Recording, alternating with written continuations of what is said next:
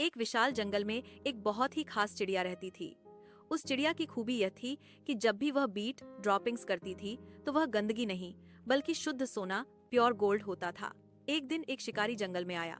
उसने देखा कि चिड़िया ने पेड़ की डाली पर बीट की और वह जमीन पर गिरते ही सोने का टुकड़ा बन गई। शिकारी की आंखें फटी की फटी रह गईं। उसने तुरंत जाल बिछाया और उस जादुई चिड़िया को पकड़ लिया।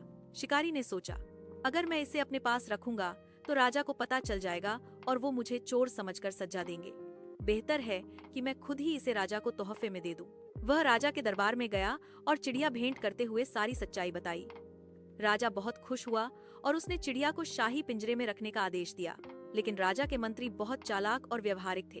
उन्होंने राजा से कहा, महाराज, क्या आपने कभी सुना है कि कोई जीव सोना निकाल सकता है?